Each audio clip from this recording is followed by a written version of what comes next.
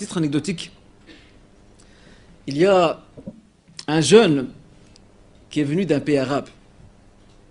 Il est venu étudier en Allemagne. Alors, lorsqu'il est venu étudier en Allemagne, son professeur, l'un de ses professeurs, un jour, l'a interpellé, lui a dit: mais peux-tu m'expliquer, toi qui viens d'un pays arabe et musulman, la raison pour laquelle vos sociétés, à vous, les sociétés de l'Orient, Al-Sharq, sont en retard? Vous êtes en retard sur tous les plans. C'est quoi la raison? Regardez la réponse qu'il va donner. Il va dire: la cause de tout ça, c'est l'islam. C'est l'islam. Ok. Le professeur ne rajoute pas de commentaire.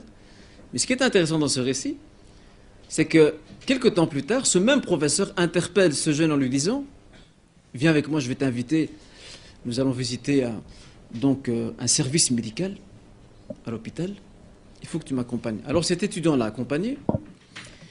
Et ils sont arrivés dans ce qu'on appelle Al-Amrad al-Batiniya, le service, donc tout ce qui est gastro. Il y avait une enseigne. Sur cette enseigne se trouvait écrit une tradition prophétique.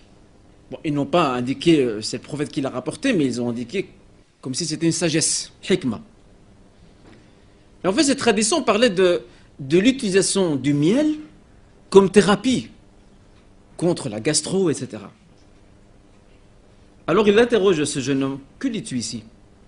Alors il lit le texte, ou entre guillemets la sagesse. Qu'en penses-tu? Il dit: c'est très juste.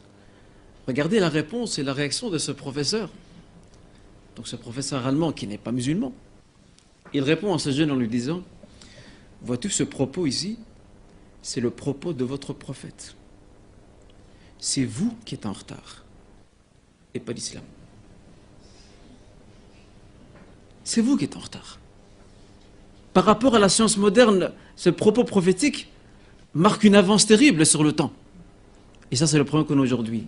Un complexe d'infériorité qui nous pousse toujours à nous justifier et à nous expliquer.